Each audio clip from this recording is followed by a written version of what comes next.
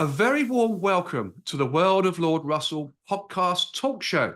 And today's show is The Magic of Monaco, which captures the life of a charismatic, articulate, sophisticated, and intelligent man who has travelled the world as a writer, photographer, and publisher.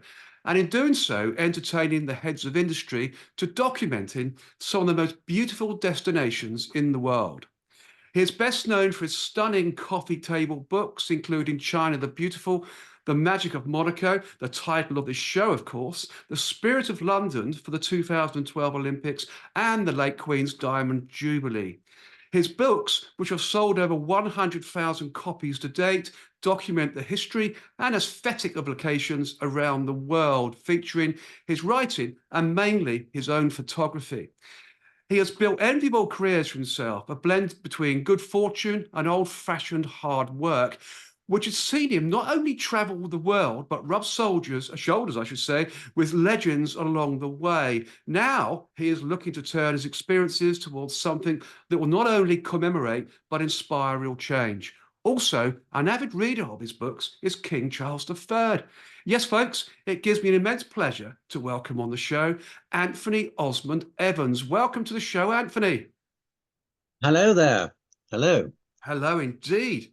And such a pleasure to have you on the show. It really is. And of course, the best part, the place to start, is of course at the very, very beginning of your fabulous life.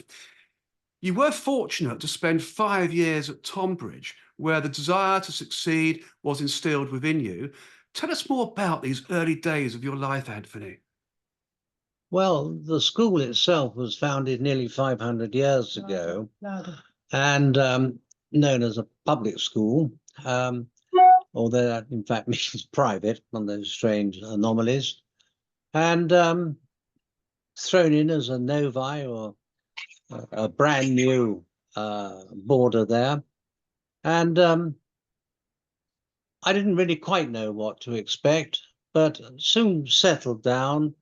There were other boys, it's a boys' school, and we settled down to rugby and the sort of things that boys do. It's very sporty orientated. Fabulous.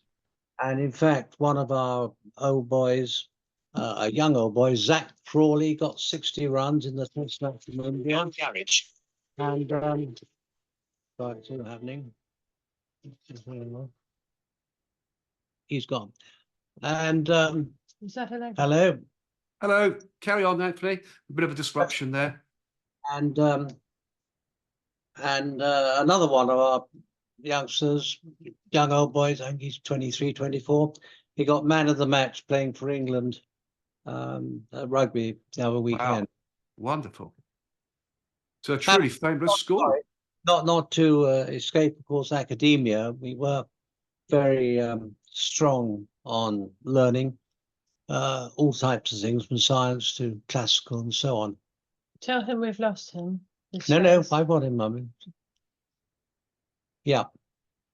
Carry on, Anthony. Yes, good story. And so 5 years there with exeats. We went home to the parents. And in those days, we had caning by the prefects. It's been abolished now. Oh, dear.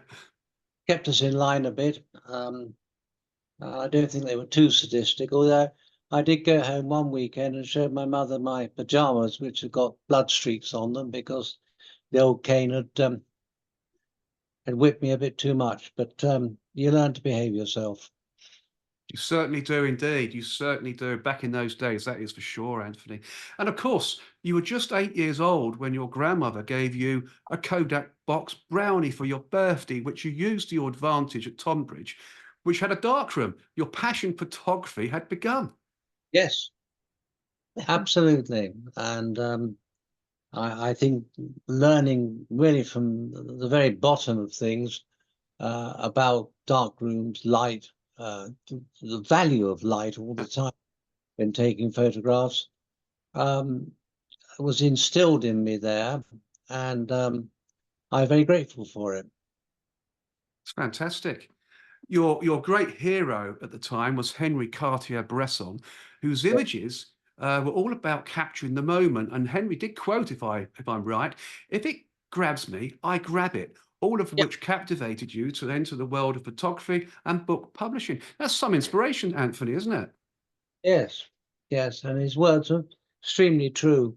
Smile. My partner's daughter just photographed in a tree near a kookaburra, and Wow. there's only one, I think, at the moment around in England, because they come over from Australia. But she just happened to be there, happened to spot it, took the picture, and it's come out in one of the papers in East Anglia. Probably But an she image. has that ability to snap the moment. And Wow. I'm not sure it's exactly God-given. One uses that that parallel, but somebody gives you that ability about just to snap 2 it. kookaburras in England. Yes. Yes, a wonderful story. Very wonderful story. Because kookaburras are more Australian, aren't they? They're sort of, I remember seeing them when I was in Australia a couple of times, the kookaburras. Don't normally get them here in the UK, but Quite a pretty bird, actually, but strong. yes, Very few in the large and strong. Absolutely. only 2 or 3 in the UK. Yes. They say that. I mean, surprisingly, your career didn't begin in publishing or photography or indeed writing.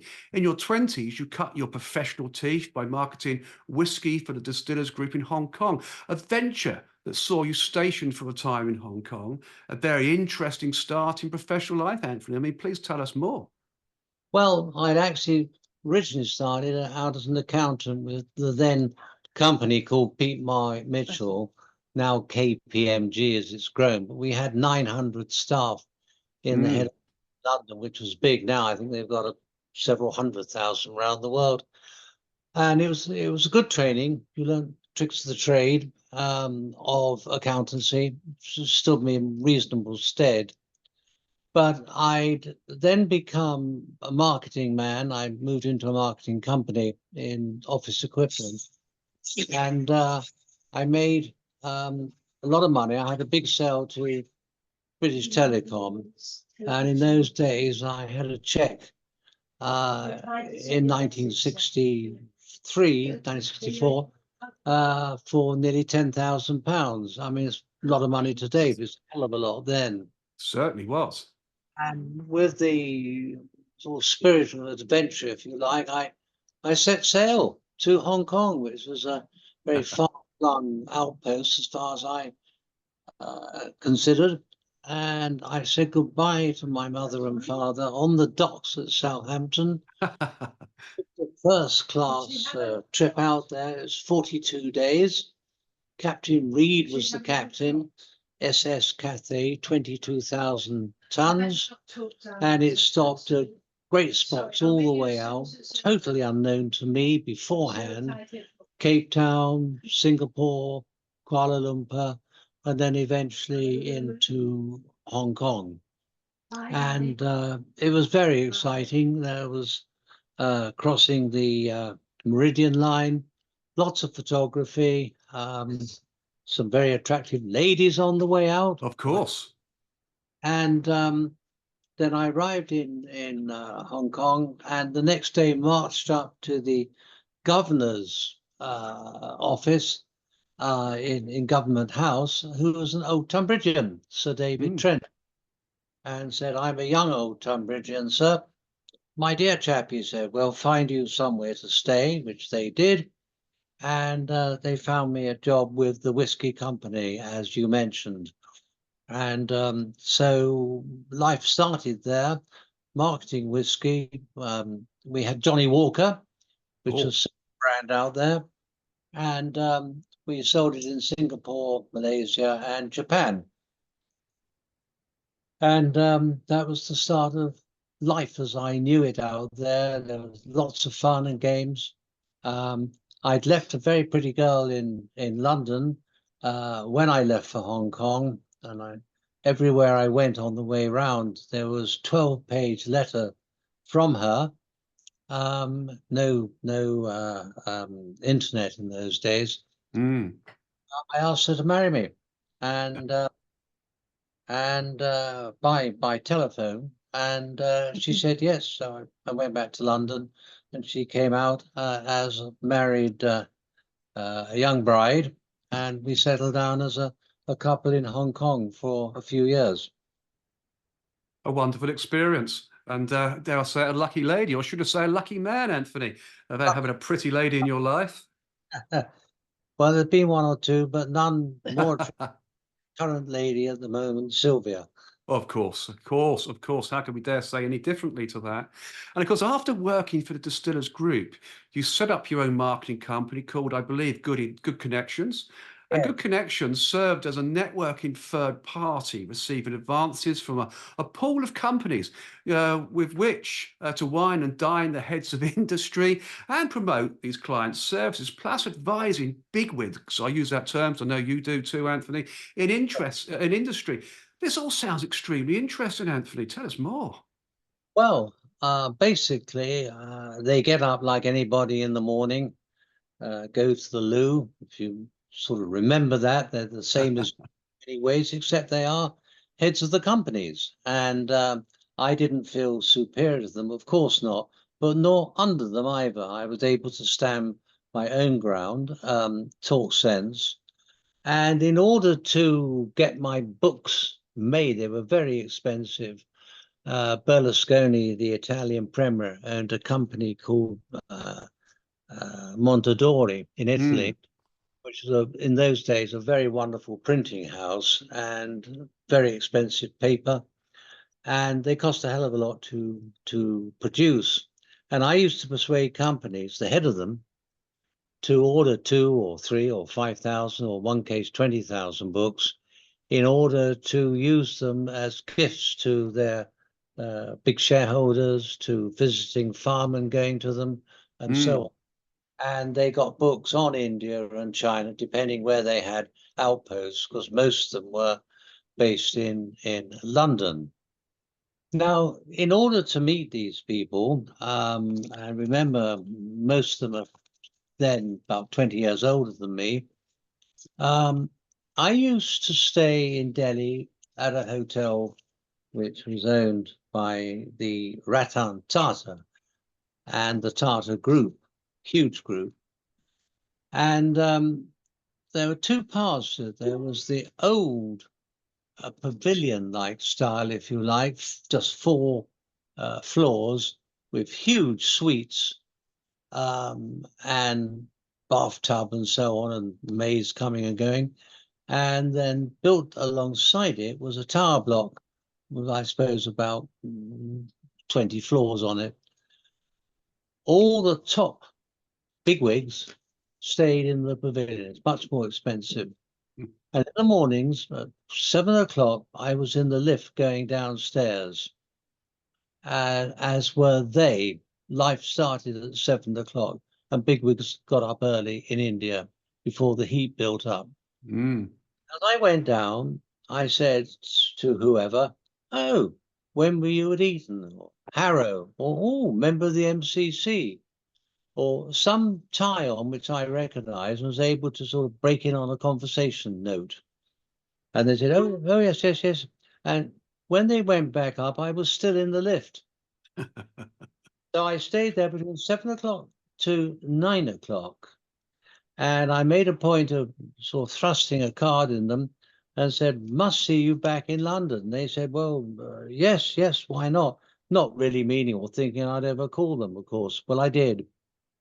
And I would then go and see them in London, explain what I do, show them a previous book I'd done and say, "Can I have 5, 10, 15, 20,000 pounds, whatever's needed, and I'll give you anything from 500 to 5,000 books." And it worked. And I got in total something like 500 or 600 sponsors for my several books. We all won. They won because they had some, if I may say so, some outstandingly lovely books. And I made For their clients. a good deal of money out of it. Absolutely. And of course, Tata I know very well as well. So I've actually done some work for Tata over the years. Yes. Tata Consulting, big Yeah. consulting group, Indian And consulting group. they own the steel works down in Wales, where there's own problems at the moment. Yeah, they do. They do indeed. Huge. And it was Ratan Tata's still alive, I think. He's about 90, head of the dynasty. Very nice man. I remember rightly, I'm not quite sure. I think he's a Zoroastrian, which is one sect of. There used to be. There's about 1,000 that have gone to India. They used to be out in. I think it was Persia, and they were ostracized, but they believed in fire, something. Mm, And they collectively, most of them have done extremely well, and they're very good living people. I've got a friend who's one of the senior guys at Hong Kong Bank, and they care passionately for their fellow man. they do indeed. That's a Yeah. sect. A wonderful story. It was through these contacts that you made with good connections that promoted your life to take an unexpected turn. And the skills you had learned would start to enable the dream that was cooking away at the back of your mind. And with this, the first person to commission a book was Sir John Baker, my namesake, of course, who headed National Power at the time. And that's some story, Anthony, as well, isn't it? With Sir John Yes, well, Baker. I've been in the lift. For 2 hours. He didn't know that, but Brilliant. he's having his breakfast. But I did see him back in London. We got on, but that's half the battle. I found out he was a cricketing nut, and I've been a member of the MCC for nearly half a century, and just renewed my subscription this morning, actually. And Wonderful. I get a special old farts, if you like, rate. And but lovely people used to turn up in the library, looking out there from the pavilion. People like Peter O'Toole, who's Oh, yes. Great very actor. huge, very long. He often used to go to sleep, as we all did in the afternoon. But John Baker, and I used to take him off, and he was passionate about opera and very erudite man. And I took him to Glyndebourne and to the Royal Opera House with his wife and so on. It was quite expensive to him, but it was chicken feed in comparison to what I got back from National Power in terms of sponsoring my book. But they used it to big advantage because National Power was the breakaway of the old electricity industry, which became Power Gen, National Power, and the National Grid, three companies, all Right. set went public and became shareholders and so on. So they were doing a lot of PR for themselves to promote and, jack up the share price, and of course to make money, each of them responsible for their own companies. What a wonderful story. And of course, National Grid, I actually do some consulting work for them these days as well. So Yes. interesting part, interesting business. It Hmm. was it was Hong Kong where you contracted the travel bug, a fever that would grow for some years before it would take you back to Chinese shores, of course. You said, and I quote again, Anthony, I hope I've got this right.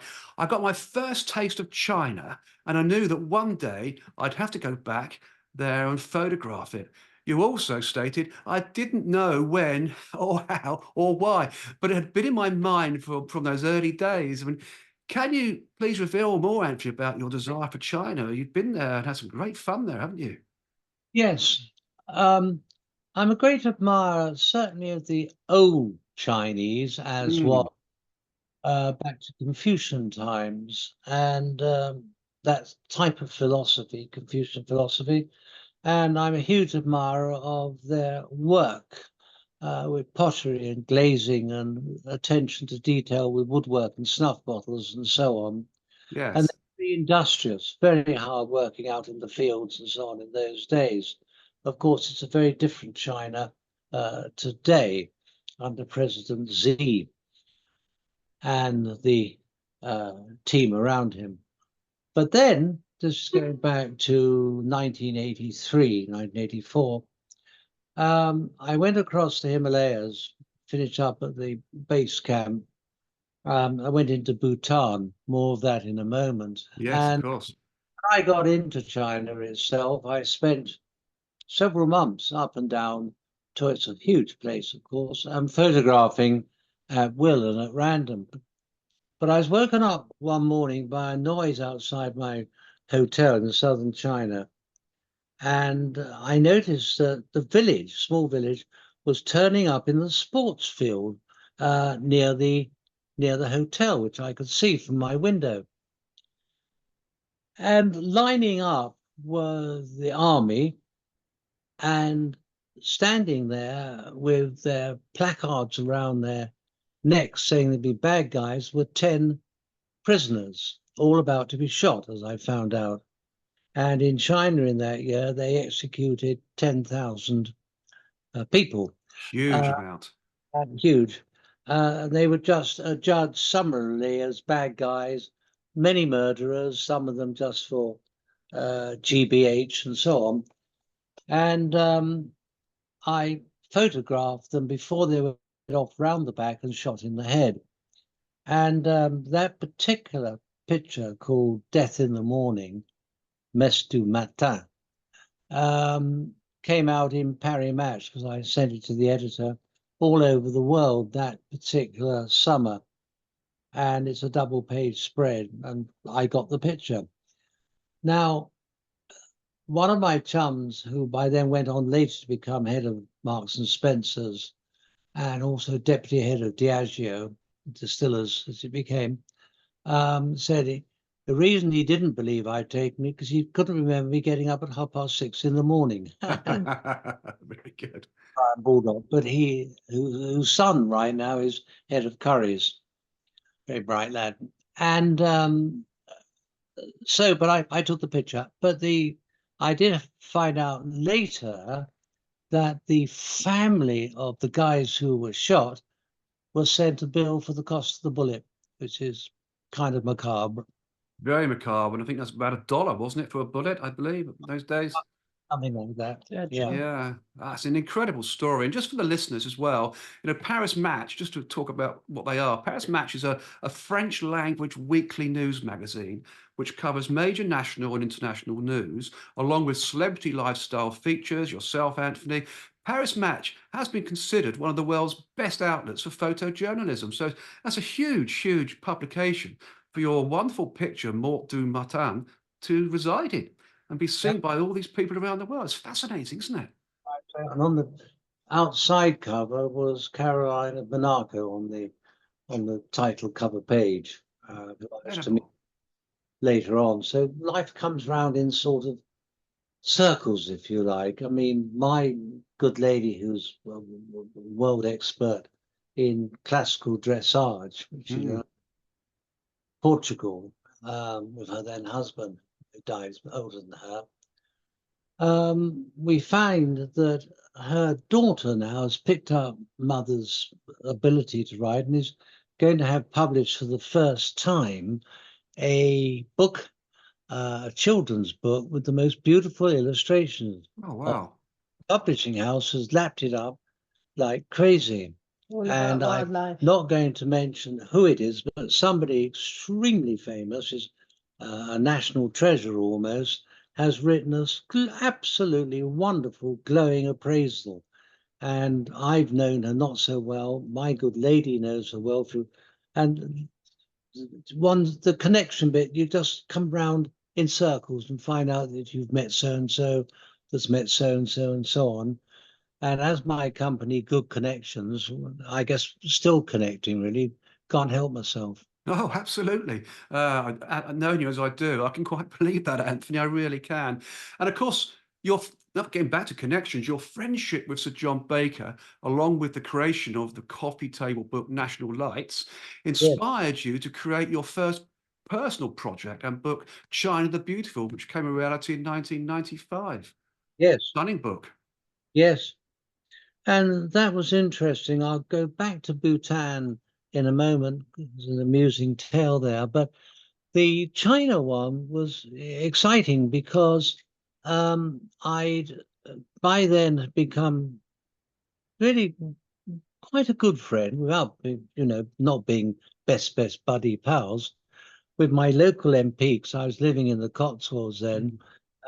A well-known man who was Foreign Secretary called Douglas Hurd, now Lord Hurd of Westwell, and I believe he's still alive, nearly 90, I think. But he was a proper politician, and I'll leave my remark at that because I don't want to castigate too heavily the people in power at the moment. But Indeed. they're not quite the same as they once were. Let's leave it. But You he, haven't got to convince me, Anthony. I completely understand and respect your view there because I have the same sort of opinions, to be quite honest. But you later presented China the Beautiful, didn't you, at a banquet you hosted in yes, Beijing well, for he top had, Chinese politicians? that is, uh, Douglas had asked Edward Heath, who had retired then from Prime Minister, to write the foreword to the book, which he did. And Colin Marshall, then the head of British Airways, who had a lot of books from me, flew 12 of us out first class return to China. My mother, my two daughters, my father had died by then. And I gave a banquet for about 100 people with most of the top bigwigs of the Chinese government and so on. And Heath gave the address. And the English ambassador out there, Sir Len Appleyard, Mm. his wife. Now, my daughter had been to a pretty good school in Winchester called St. Swithin's, and she couldn't imagine in her wildest dreams traveling 6,000 miles or more to Beijing to find she was greeted by her ex-headmistress, who had been Lady Appleyard. Wow, what a story. And I think Nicola was probably not the most golden girl at school, quite naughty perhaps. And so they fond memories. Headmistress Miss Davis as was. What was interesting, or quite interesting, was that in the papers that weekend before we went out, Len Appleyard had a fairly big drubbing down in the national press because of what he'd been up to in one of the rooms during the remembrance at the cenotaph. Oh dear. I won't go into it on the Very now. Sounds like an interesting story. Perhaps one not to feature on the show as it's such, if it's Pretty interesting. Of course, the records are there. And they I, are. on the way out, should I mention it? He said, under no circumstances. We better not probe that one much more then, Anthony, had Drawn a we? veil on that, drawn a veil. Absolutely. But you've Ah, also had several explorations to remote areas, always with an eye to a good photograph, of course. These amazing moments in your life include the Himalayas, the Everest Base Camp, Tibetan Plateau in Tibet, and of course you've mentioned earlier Bhutan. Now, the moments here are inspirational, so please tell us more, including a nice little story about the King of Bhutan, who had four wives, who were all sisters, who explained a very intriguing fact.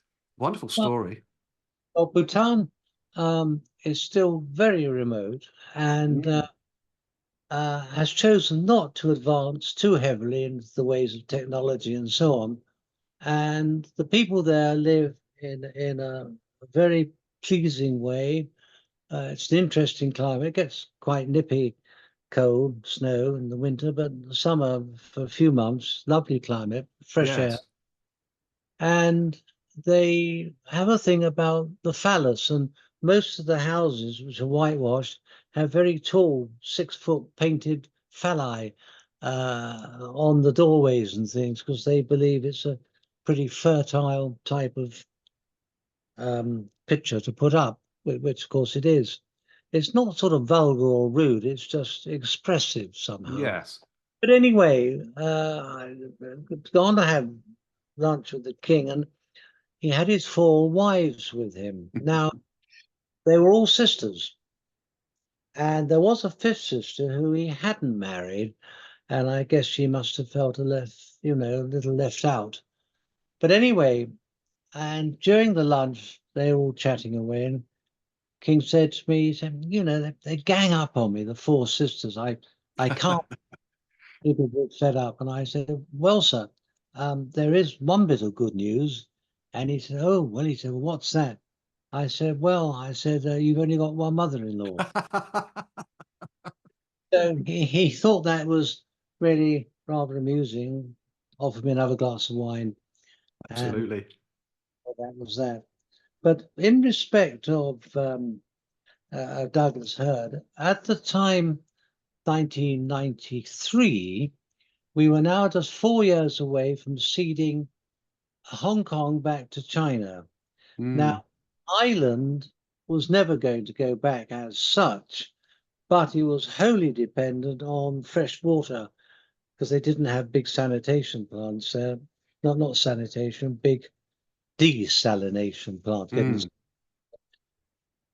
And so in effect, Hong Kong Island couldn't exist without Kowloon, and Kowloon was then going back to China in '97 when Chris Patton, the governor, handed it back.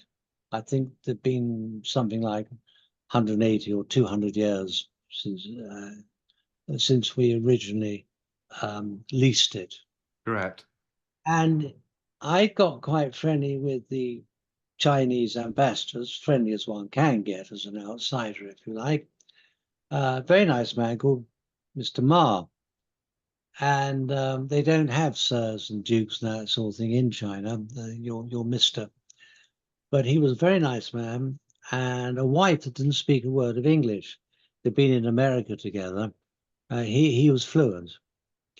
But for once, and you've heard me chatting on here, a bit loquacious I am, but at that dinner, I set it up so that we went to the Chinese ambassador's private home in Hampstead, and I took Douglas and his wife along to the dinner. And my then wife had come from New Zealand. And for some reason, the word cannibal came out. And I piped up. I said, did you hear the story of the two missionaries in the pot bubbling away and the cannibals going all around the pot? And Douglas, who had sort of pebble glasses, eyes started to roll. His wife knew it was going to be a terrible joke and started laughing. I hadn't even told him. And my missus is kicking me under the table, whispering, shut up, you know. And we'd had a lovely meal. No private secretaries were allowed in. It was just the six of us. They'd even flown a chef out from Hong Kong, from China. And we started off with lark's tongues, which were actually delicious. A wonderful banquet. But anyway, cannibals. So I said the two head missionaries, one of them said to the head of the cannibals in Swahili or whatever, you can't boil us. The head cannibal said, why not? He said, because we're friars. Douglas now goes quite loony. His eyes start rolling. I can imagine. Judy falls on the floor, is giggling. Wife is kicking me like mad. You may not believe it, but it gets worse. Oh, I can believe it. I can. The Chinese ambassador, like most Chinese, can't pronounce their R's. So he was saying to his wife, who didn't understand what it's all about, not boilers, flyers. And of course, absolute panic gets in everywhere. And wife is beating me on the chest. Judy can't get up at all, and Douglas' eyes are going around like a whirligig. And I remember some months later, he'd invited me down to have lunch with the Japanese ambassador, Chevening, which is the foreign secretary's country home near Sevenoaks, near Tonbridge. Mm. And I said, Douglas, do you remember that story about the cannibals? He said, never forget it, he said. What a great story. Very good friend to me and helped me on a number of occasions, too numerous perhaps to mention now. But he's a lovely man, and I can't be grateful enough to him because he really did help me enormously. Fabulous. Without having to, and I actually got a wonderful photograph of him in his office, in the Foreign Office, huge office, got a shower and everything in it, it's an enormous. And I got a very distinguished looking photograph of him, looking very distinguished. In fact, he invited me to meet up with F.W. de Klerk, you remember the South African who abolished apartheid. And I got a great picture of him and several other people because Douglas said, he just simply, you know, rang him up and said, let Anthony take, you know, it was very kind of him. Very kind indeed. Very kind indeed. I mean, one of your more amazing projects is a book with a working title of Heroes. And the subject will be just that 50 heroes, I understand, living around the globe today, photographed and interviewed to produce an inspiring collection of true stories. This new project has been inspired in part by the idea of pluralism and coming together of different cultures and faiths, which is amazing, where differences are celebrated and explored. While speaking with them, you also asked interviewees who their heroes are. Great thing to ask, Anthony, to further expand the narrative and to see who has inspired the actions of these great figures. So, who are these notable individuals and heroes, and their areas of interest around the world?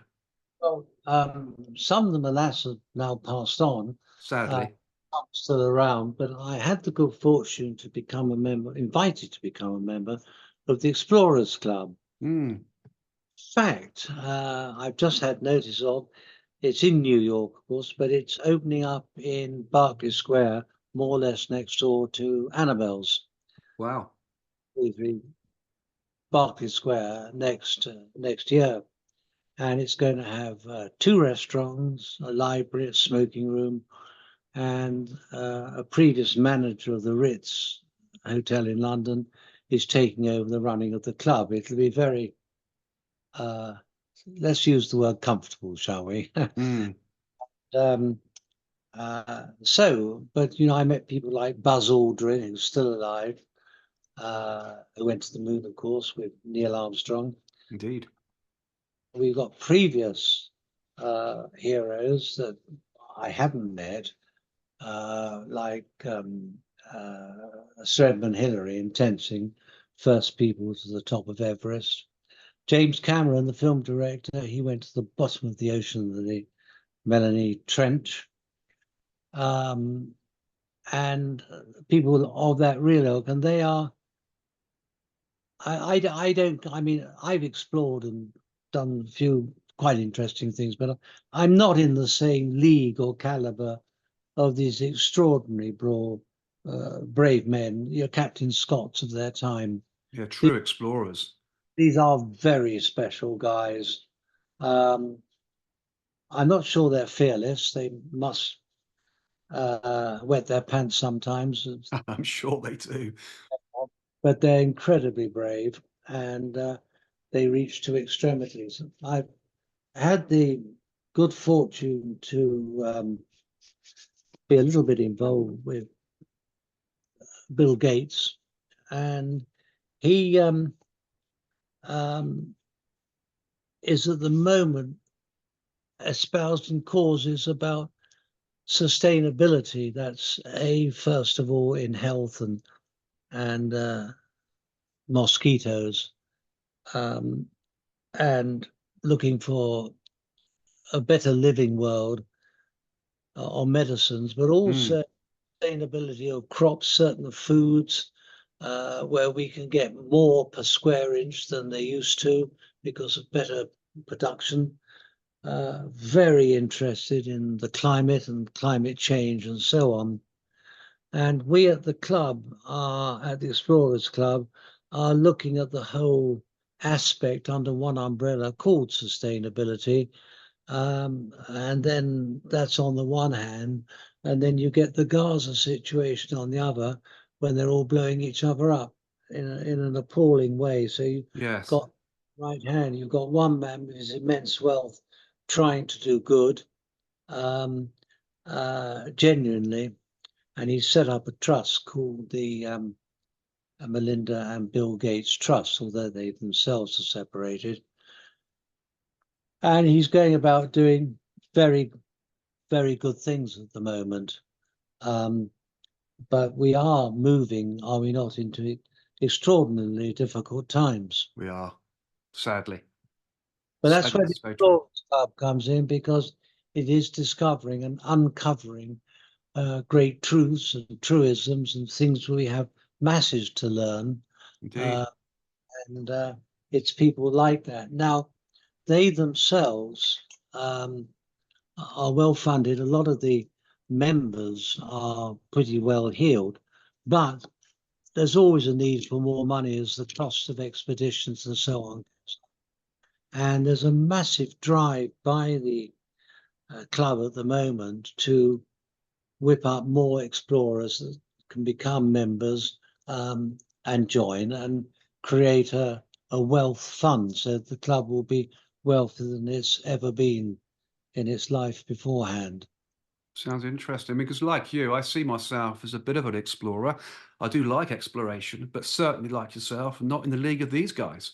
I mean, that is Yeah. true exploration, isn't it? Absolutely true. Yes. Fabulous. I I mean, mean, the hero. Sorry, Anthony.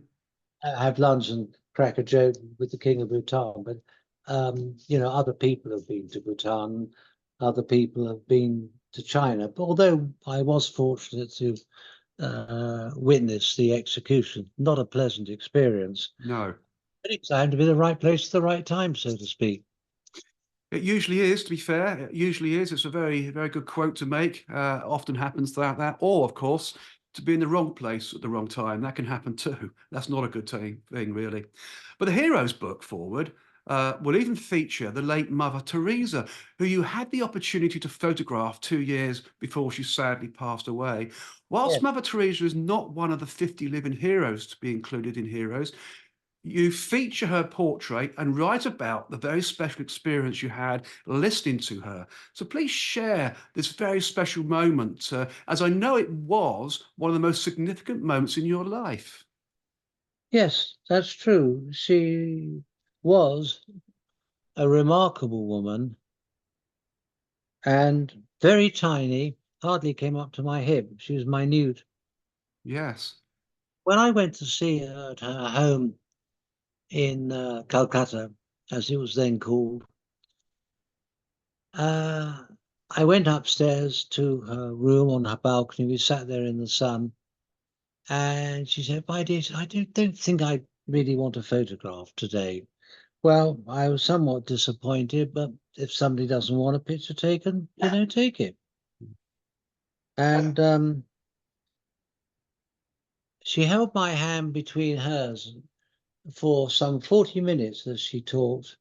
And I remember a great stillness came over me. I was quite consumed by the sheer goodness, if you like, of her and the sheer sincerity of her. And I got up to go because I outstayed my welcome. And as I got up, I said, "Oh, by the way, this may come in helpful, Mother Teresa." And I gave her a check for £1,000. Mm. "Oh," she said, "about that photograph." Well, now, Yes. what had happened was that the sun had gone down behind the back of her building and we were in shadow. And I knew that if I went outside and took my flash, went out to get my flash gear, because I hadn't gone in with it because it was bright sun. Mm. I'd break the mold, I'd break the moment. And I just hung on to the camera and prayed and squeezed the button, but I got the picture. Now, some years later, 3 or 4 years later, I was coming back from Jersey, where I was then living, into London, and our plane was late getting in, but we did arrive. And I saw a whole group of about 15, 20 nuns with her headgear on, which two blue bands on it. Yes. And I said, "Your Mother Teresa's?" "Yes, yes, yes, we are, yes." And they said, "Mother's coming in any minute." And lo and behold, in she came, and she was being pushed in her wheelchair. And it just so happened I had the photograph of her with me, another bit of good luck, which I Yes. wanted to get framed in London. And I unrolled it and gave it to her. "Oh, thank you, dear," she said. And off she went. What a great story. Yeah, a lovely story, and jolly good luck, really, for me. Mm. Absolutely, and a chance in a lifetime for most people at the time, of course. But you had the second meeting too. Oh, it's Yeah, outstanding. Absolutely yeah, outstanding story.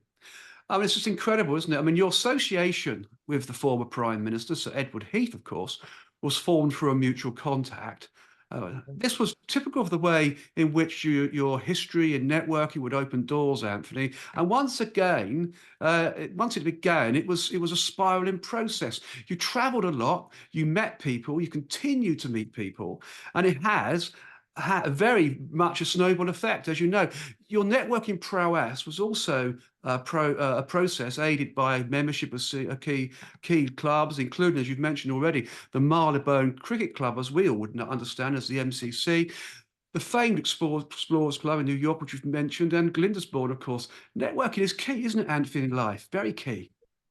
Yes, yes. And it's not everybody that has the desire. On the one hand, some people like to remain very private, which they're certainly entitled to be. Other people can be a little bit more outre.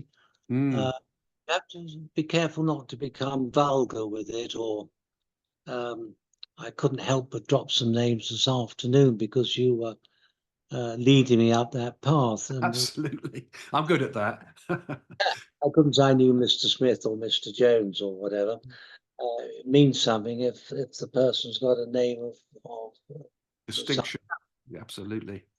but one has to be careful with that. But on the other hand, they are great hooks. They're great link people themselves. Mm. You do something for somebody that fundamentally, A, you respect, and B, you like.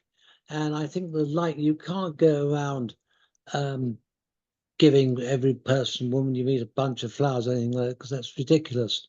But they just got to genuinely like you. And there are people out there, I'm sure, who not too keen on me for some reason or another, which they're entitled to be.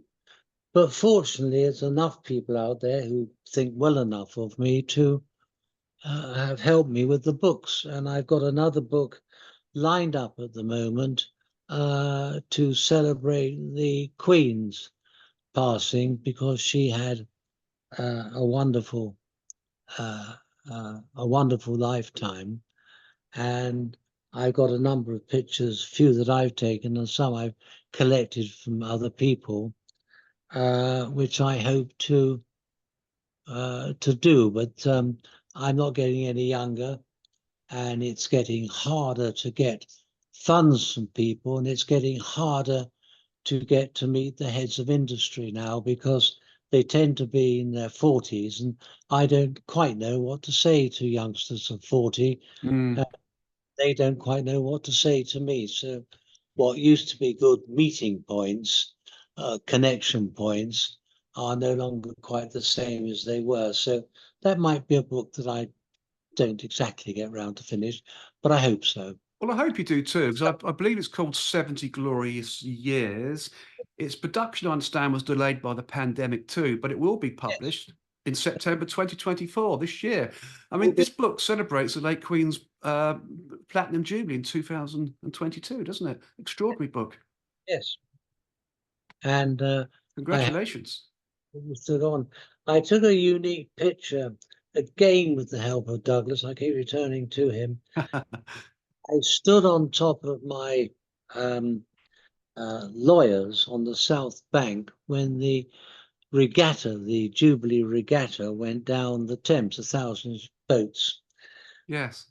And my lawyers were bang opposite the Tower of London. And I'm the only person on the roof there. And I've got help from Douglas getting through security and everything, because I had a big telephoto lens that looks a bit like a bazooka, which I'm letting you through with then, because security was immense at that time. Could have alarmed a few people, couldn't it, if this water bazooka was about to be let off on the top of this building? Person on top of this roof, and I was the only person to have got the picture that I did. Wonderful. I auctioned it in the Tower of London.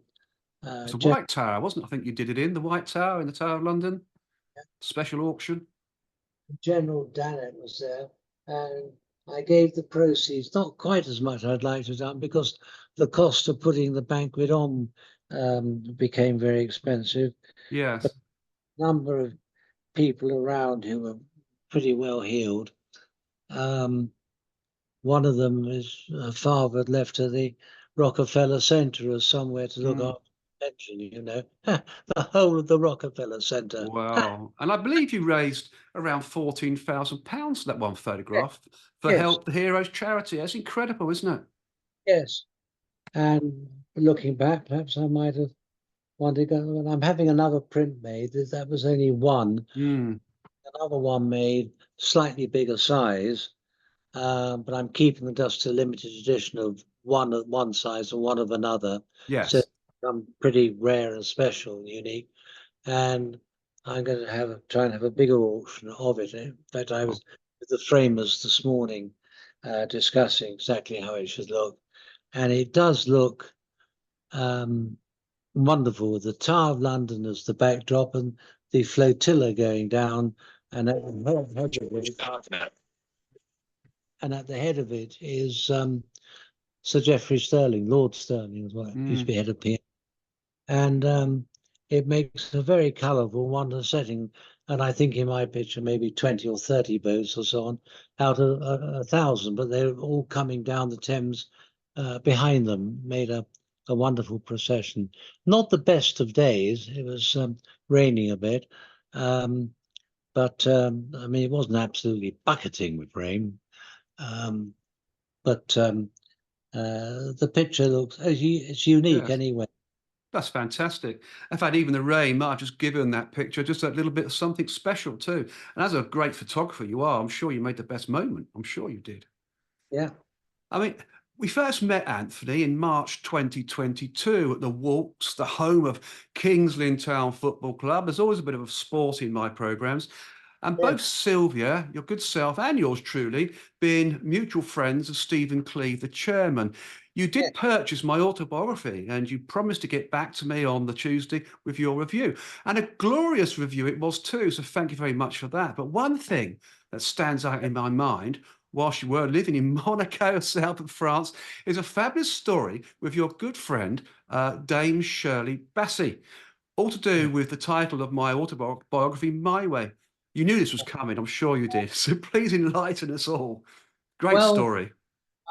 I had the good fortune to, again, good fortune to meet up with Prince Albert, and I went to see him in the Ritz Hotel with his aide-de-camp, and he'd heard and seen about my books. He said, "I'd like you to do a book on Monaco." So I said, "Fine, love to." And he put me up some of the time down there in a lovely little Bijou hotel, which had been a one-star Michelin, a Roquebrune just outside Monaco. Mm. And he signed a letter from him, and it meant that every door in the Principality was open. Wherever I wanted to go, he'd signed it, and I just took it round with me. And so I got a really nice collection of pictures. It's a great place to photograph because so much going on. It's all, Indeed. but I think that, and then I later took down Sylvia, my good lady, who I met in 2016 in London. We've got a Mm. mutual friend called Rose Foyle for Foyle's Bookshops, which leads me on to the Shirley Bassey story in a moment. And she was giving this cocktail party in London at her flat, and I spotted Sylvia over the distance. They were chatting away, and as I was getting ready to go, Sylvia came up, had a couple of drinks, why not? And you know, what did you say, darling? I said, I can't remember. You're very attractive, and Something like that. something like that. And I thought, hey, that's good news. So I invited her out for dinner, which unfortunately I had to cancel because I caught a cold. But she said, come down on Boxing Day. I'm giving a party down where I am in Suffolk with her. Suffolk. And I hardly left. I was living down in France at that time, but Yes. back 3 months later, and that was that. But she's been a great supporter and help to me. She writes beautifully herself. She's done some 8 books on riding. She's got a following of 17, 18,000 on Facebook. Mm. Um, she's taught and is recognized throughout the world because of her love, ability, and skill at classical dressage. Mm. And I took her down to Monaco, very well received, met up with the prince and so on. But the story of Shirley Bassey took place, I can't remember exactly when, but something like about 2010, 2011. And invited to come and have dinner, and with Christopher Foyle, who had inherited the bookshop, last died 2 years ago. And she'd had a few drinks, had Shirley. The Sixers, a quiet dinner, this lovely little restaurant. And we finished up at 11 o'clock at night with her sitting on my knees singing I Did It My Way. And as you know, she can bellow with the best. And She can. we and I got quite a good baritone voice, and we raised the roof that night. But Yes, bellowing with yourself, Anthony Osmond-Evans, while sat on your knee. That's a great story, isn't it? it was quite fun. Yes, yes. I've been lucky, but you make your luck a bit. You've got to take advantage if it's there. And I don't think those that miss the chances, it was up to them at the time, wasn't it? Or It was. maybe they don't see the chance either. Quite Um, possibly so. I couldn't be too definitive about it, but I've been lucky. Yes, and so it can be said, Anthony, as well, that your Tonbridge days gave you the confidence to correspond with such luminaries as King Charles III, Bill Gates, who've mentioned earlier, and of course Professor James Rowe at Cambridge. All Yes. are concerned, as indeed you are, alongside the Explorers Club, with the sustainability of the world. I mean, it's becoming a problem, isn't it, in the world at the moment? Terrible. Hugely. And I think that something I wrote for my old school who wanted a potted version of my activities, much the same as I've been talking to you today on, are and looking at the world today, particularly with accent down in Gaza and Israel Indeed. and the Ukraine and the awful Russia. Putin. In a way, I was very taken with the story, a true story of a toreador in Spain who, in the middle of the bullfight, went to the edge of the ring and squatted down against the balustrade round there, the ring. Yes. And there's a picture of him with the bull no more than a foot away from him, the horned bull. And the toreador says and writes about it, do you know, I looked into the bull's eyes, and he was saying to me, and he was praying to his God, I don't want to fight you. Please don't kill me. Mm. And the toreador got up, left the ring, and never returned to the ring again. It's And some story. I think that's a hell of a story. It is. It You is. don't fight. Einstein said, you know, the trouble is with war, it doesn't bring peace. No, it And doesn't. terrified at what he'd started or created with the bomb. But force begets force, and it Yes. just goes on, and then revenge, and revenge comes back on itself. It's very easy to sit here and be philosophical, you know, in the depths of the lovely Suffolk countryside with the daffodils Mm. up and the flowers, the cherry blossom ahead of its time coming up, our moats full up. The ducks have just returned, Mr. and Mrs. Duck, and they'll lay their young. And you know, spring is starting up It again. is indeed, thankfully. very easy and very lucky to be sitting here with the lovely Sylvia. Of course. It's my home. Yes, Your home. I mean, indeed. quite right. And, you know, I'll mention a bit more about that in a minute, but Prince Charles, we've got to just talk about this as well. Prince Charles at the time did send you a personal letter too, enthusiastically praising your books. An avid reader, and I'm sure today as King Charles III too. That's lovely, isn't it? Well, he Yeah. sent her. I had my 80th the other day, and I'd invited him and the Queen along. He couldn't make it, but he sent me a letter the other day saying sorry that they couldn't make the 80th, wished me well on it all, Mm. and particularly would like to say hello to Sylvia, because I think they know each other vaguely from The question. Question. Yeah, Yeah. not close buddies. And I was but- decorated. oh Queen. yes, Oh, yes. of course. Lovely story there, Sylvia, too. In Portugal, where Mm. she has extolled and brought to bear over here and elsewhere the Lusitano horses, which are specially trained in Portugal to work in the with their cleverness and nimbleness of the feet in the bull ring, where they Mm. don't kill the bull in the ring, they take it outside. But nonetheless, the They toreadors do they all have to the be very adroit, gymnastics the and- gymnastics of it all, which Yes. is forte. And of course, another reason for King Charles, just say King Charles III, for probably not attending your invitation was because King Charles III himself is in not so great health too at the moment, as we know, but we don't want to talk too much or elaborate on that. So that could be another reason. You know, he's got other more important things to think about, I guess.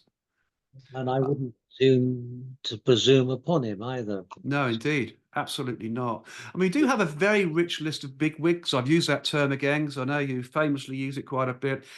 And the famous as part of your contacts through world travel. A superb old boys network to be proud of, isn't it? It's worked well for you in your life, your rich life. I guess, yeah. Yeah, that's wonderful. Of course, today, and you mentioned it earlier on, you live in Suffolk with your girlfriend, Sylvia Loch, the world's leading author on dressage, as you mentioned earlier on as well, where you cohabit with a host of horses, dogs, barn owls, hedgehogs, ducks now, of course, you just mentioned, and I understand a rather luscious vegetable garden too. I understand it's an enviable idyllic setting, and whilst you and Sylvia, who I have met, of course, before at Kingsland Town Football Club, focus on different topic areas as writers, the mixing of creative minds allows you both to spark ideas off one another and keep each other motivated. I mean, it sounds like a perfect life, Anthony, doesn't it, Sylvia? Yes. You Sylvia put it, answered first. Absolutely well done, Sylvia. It's just such motivation. you put it very well. It does motivate. That doesn't mean to say we agree about everything. Does have the odd row or squabble No. about one thing or another, but we get on pretty damn well most of the time, That's good to hear. I must say. But um, uh, I was going to say something. You sparked. I've forgotten. It'll come back. It'll come back to you whilst you're remembering. I was just going to say you have quite a strong humanitarian streak too, Anthony, and you have been quoted as saying, and I quote, hope it's right, I was a bit Bertie Wooster growing up. I turn up in these countries in a Panama hat and a nicely cut Savile Row suit and so on. But life isn't like that. It's rough. I've been lucky. But for a great deal of the world, it's tough, as we mentioned earlier on in the show, too. I mean, it's a very true statement, Anthony, but, you know, a great style, too, isn't it? Panama hat, Savile Row suit, wonderful. Where I said that or wrote that, but it's what I feel, and I don't exactly remember when I did that, but that is a very true way that I have thought. It's very precise, very exact. Excellent.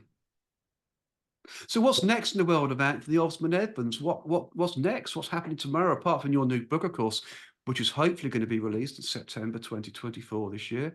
Any other plans? Well, it's quite interesting. come across a chap, or he's come across me, who I think probably knows even more people than I do, one way or another. Wow, can't be possible. But he tends to ring up every so often, like about 3 or 4 times a week, actually. And do I know somebody that wants to buy boots? Chemist shop. Do I know somebody that wants to sell a vineyard? Oh, this Um, sounds like our mutual friend, Lawrence Perry. and he's quite extraordinary, isn't he? He is, yeah, a very interesting character. It has a rich array of people contacts. He always says to me, actually, Russell, I know everybody, but if by chance there is somebody I don't know, I know somebody that does know them. That's right. And Wonderful. he's got good ability to throw, well, like throwing darts at a dartboard. One of them sticks Mm, somewhere. And his ability to identify what's wanted and who might be able to provide it, it's very good. It doesn't, you don't win them all or so no, on. you don't. He's quite egalitarian about it all, He is. and think, you know, well of people, and tries, I think, to be effective to humanity's good, I suppose, for want of. I'm being a bit grandiose about that, but But he is a good man, not like yourself, Anthony. So, who's um, to me newish. I've been associated with him now for some few months, and we've got a number of things that may well mature. They take a bit of time sometimes. exactly.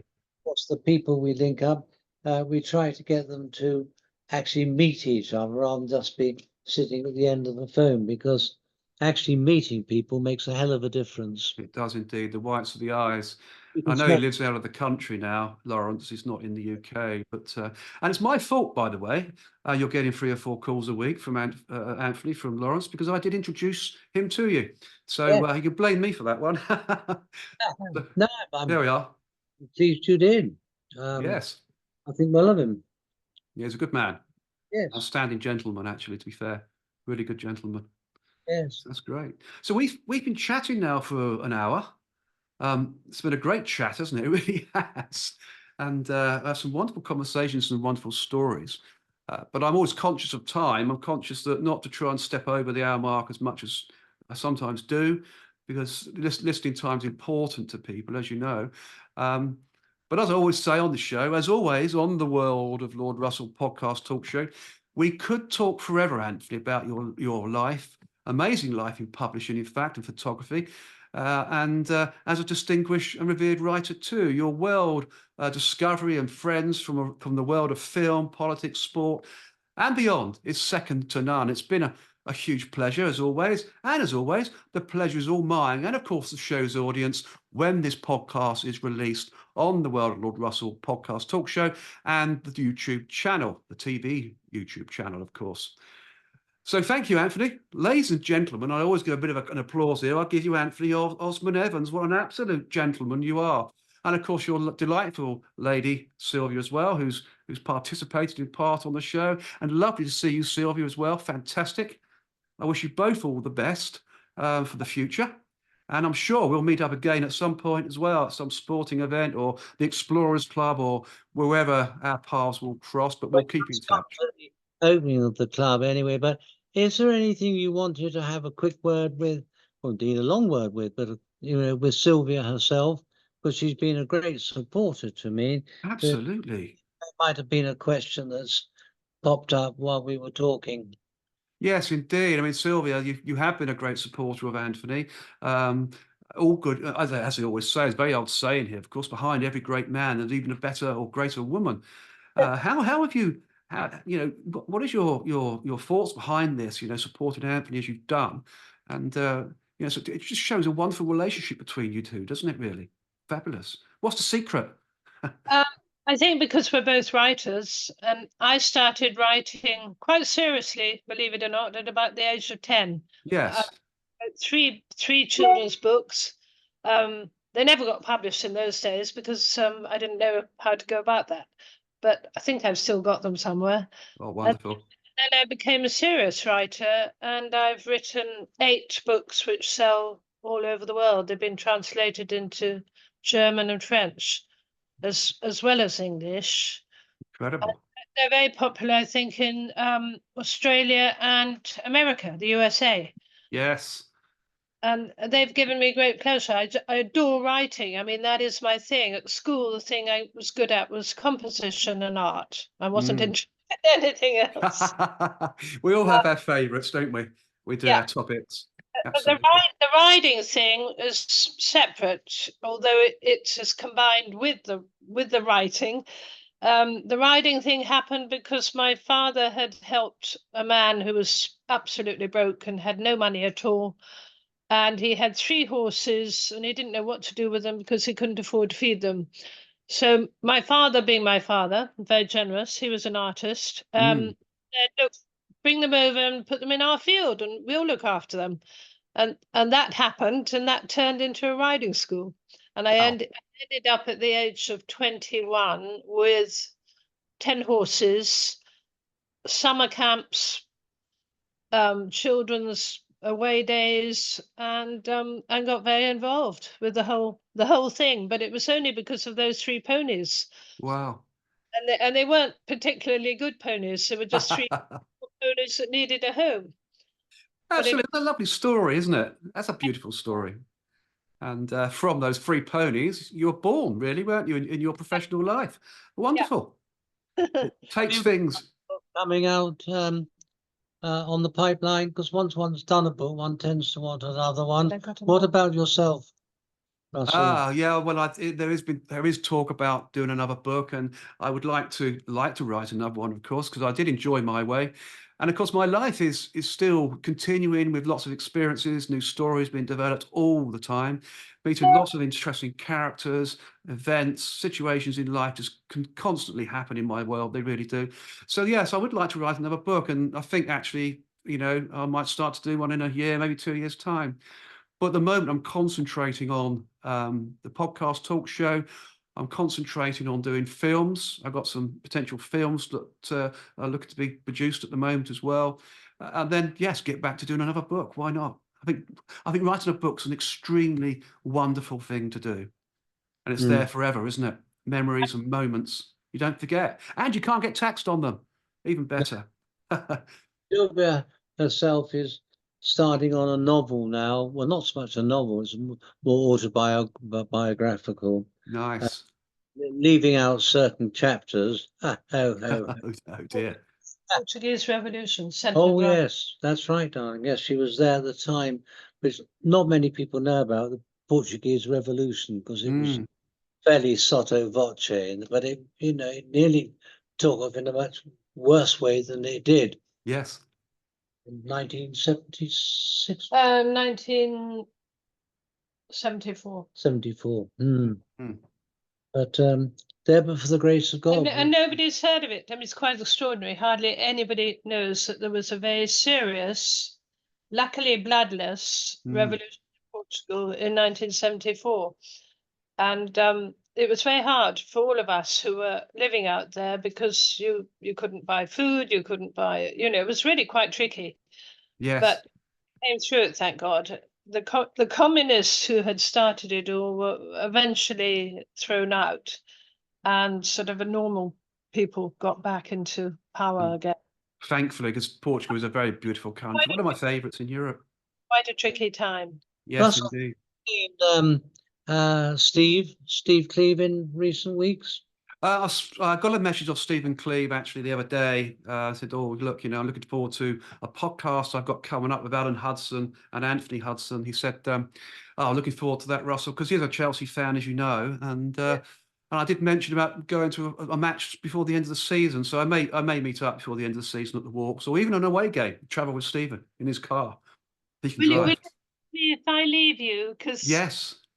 I'll leave it with Anthony. Lovely to see you, Sylvia. Thank you for joining in. Some wonderful stories, and hopefully we'll meet up again at some stage in the future, near future. Yeah, Russell, I love that. where Thank you. exactly do you live, in fact? I reside in Swaffham at the moment in Norfolk, so yes. not far from Kingsland Town Football Club. Yes, Swaffham. isn't it? That's what, sorry, Anthony? Didn't the Meridian line go through It Swaffham? does go through Swaffham, indeed it does. Yes, it Now, the does. thing is that I talked to Steve a few months ago.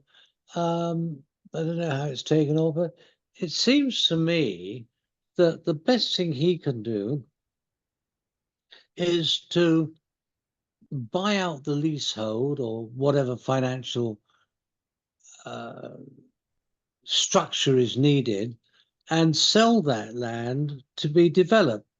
Because to put in a really nice housing estate, center of town more or less, or at least near to, and then build the stadium out of town, because people will travel to where the stadium is. It often happens, doesn't it, in new modern stadiums? It often happens.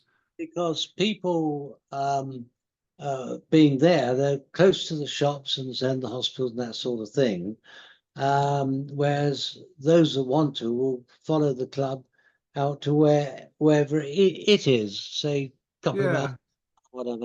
I mean, So I have heard, Anthony, that there's been some financial restructuring led by Stephen Clee. There are some new investors. yeah, So I hope the club will profit from that, or benefit from that, I should say, particularly on the pitch itself. They have been getting yeah, some results recently, but let's see what happens. yeah. I'll meet up with Stephen before the end of the season, no doubt. Well, I think he's got a difficult time on him, and I Oh, think trying to get the Airwick and the dog absolutely, going, but that's, I think, a bit of a slog, I think, for him. I've absolutely. got a feeling that he hasn't quite found his métier yet on what to, because he's got lots of verve and drive and Mm. lots of charisma. I think he just needs the right product, um, which I'm sure he'll make work, but Yes. it is. That's Mm, it. That's the same with all of us, I guess. You've made yours work. yeah, I'm still striving for my my differences in life as well. That's fine. I just find life very interesting, and to try new things and do new things is always a lovely thing to do in life, I believe, as well. So, but stick by your values, of course, as well. Values are very important.